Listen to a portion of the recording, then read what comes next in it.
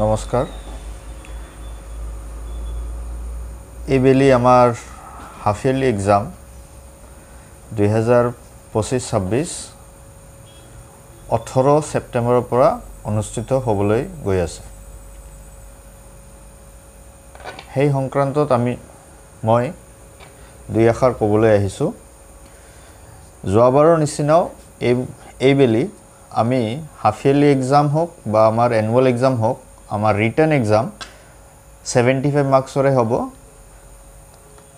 বাকি 25 মাৰ্কছক আমি দুই ভাগেৰে ভাগ কৰছো 10 মাৰ্ক ৰিডিং টেষ্ট লোৱা হ'ব ক্লাছত আৰু 15 মাৰ্ক বাকি যেটো আছে সেইখন আমি এটা ডিক্টেশন টেষ্ট লম প্ৰতিটো সাবজেক্টৰ এটা ডিক্টেশন টেষ্ট হ'ব ৰিডিং আপোনালোকে জানে এটো ওৰাল হ'ব বাচ্চা বিলাক স্টুডেন্টক আমি আমাৰ টিচাৰে ৰিডিংৰ কাৰণে কিবা এটা টপিক হয়তো পদ্য হোক বা এটা প্যাৰাগ্ৰাফ হোক হেখিনি ৰিডিংৰ কাৰণে দিব যেন হিয়তৰ ৰিডিং ক্যাপাবিলিটি ইমপ্ৰুভ হয় তাৰ কাৰণে 10 মাৰ্ক ধাৰ্য কৰা হৈছে আনহাতে ডিক্টেশন টেষ্ট হ'ব যে শিক্ষকে এটা প্যাৰাগ্ৰাফ দিব ক্লাছত পঢ়িব শিক্ষকে আৰু বাচ্চাই নিজে লিখিব লাগিব নেদেখাকে লিখিব লাগিব এই যদি নেদেখাকে লিখিব লগা হয় ঘৰত পঢ়িব লাগিব স্পেলিং পঢ়িব লাগিব জানিব লাগিব তাৰ কাৰণে মই অনুৰোধ জনাম আমাৰ সকলো গাৰ্জেনক যে নিহতে ছাত্ৰ ছাত্ৰীক সহায় কৰে হেবিলাক পঢ়াৰ কাৰণে ডেট আপোনালোকে হয়তো ডায়েৰী বা স্টুডেন্টৰ কিতাবত লিখি দিয়া বা জনাই দিয়া হয় হেখিনি আপোনালোকৰ নজৰ দিব বাকি 75 মাৰ্কৰ এক্সাম বা 75 মাৰ্কছৰ এক্সাম ৰিটেন এক্সাম হ'ব যাৰ কাৰণে আমাৰ ডেট অলৰেডি আমি আজি আমাৰ ক্লাস টিচাৰ সকলে ডায়েৰীৰ জৰিয়তে অলৰেডি বাচ্চাক ইনফৰ্ম কৰিছে বা গ্ৰুপতো আমি দিছো তাৰ কাৰণে আমি অনুৰোধ জনাম আমাৰ সকলো গাৰ্জেনক যেন হেতে নিজৰ ল'ৰা ছোৱালীৰ কপিবোৰ ভালকে বা চেক কৰে কিবা কাৰণত যদি কোনবা কপি চেক হোৱা নাই আমাৰ সাবজেক্ট টিচাৰৰ লগত যোগাযোগ কৰক যেন হিয়তে কপিবোৰ চেক কৰি দিব পাৰে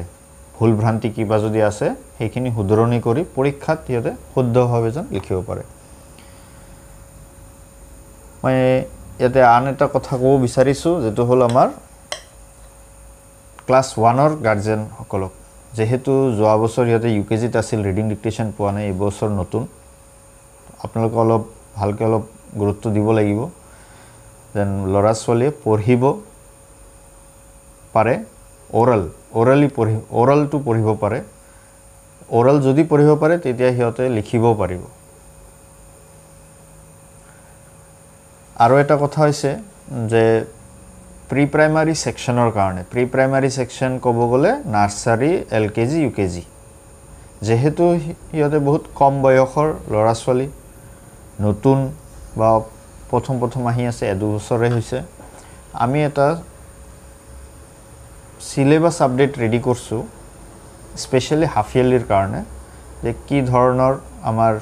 এক্সামৰ প্যাটাৰ্ন হ'ব বা হ'ব কোৱেশ্চনছ হ'ব তো তাৰ ওপৰত এটা সিলেবাস আপডেট আমি ৰেডি কৰিছো এই সিলেবাস আপডেটখন আমি কোনো WhatsAppৰ যোগেৰে নিদিও কিন্তু আমি অলৰেডি আমাৰ স্কুল ওয়েবসাইট ক্লাস লগইন কৰি গাৰ্জেনে চাব পাৰে যেটো স্টুডেন্ট আইডি পাসওয়াৰ্ড দিয়া হৈছে সেই পাসওয়াৰ্ড ইউজাৰ আইডি ব্যৱহাৰ কৰি লগইন কৰক লগইন কৰি নিজৰ ক্লাছৰ নিজৰ ছাত্ৰ ছাত্ৰী সিলেবাস আপডেটটো আপোনালোকে চাই ল'ব তাতে লিখা আছে syllabus update for half yearly examination এটা ছবি আহিব সেই ছবিখন আপোনালোকে যদি ক্লিক কৰে চাব পাৰিব আশা কৰিছো আপোনালোকে বুজি পাইছে এটা অনুৰোধ ৰাখিব বিচাৰিছো সকলো গাৰ্জেনৰ ওচৰত আমি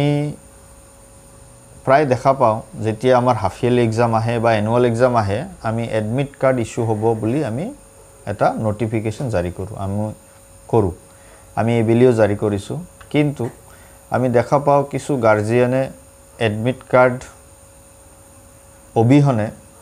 লৰা ছোৱালীক পৰীক্ষা লিখিব পঠায় সেই এডমিট কাৰ্ডখন কিন্তু বিৰাট জৰুৰী কিয় জৰুৰী কাৰণ এটো এটা ডিসিপ্লিনৰ আণ্ডাৰত আহে যে হয় মই পৰীক্ষা লিখিব আহিছোঁ আৰু এইটো মোৰ নেসেসাৰি ডকুমেন্ট যে মই কেপেবল এই পৰীক্ষা লিখিবৰ কাৰণে এতিয়া চাওক এতিয়াৰ পৰা যদি আমি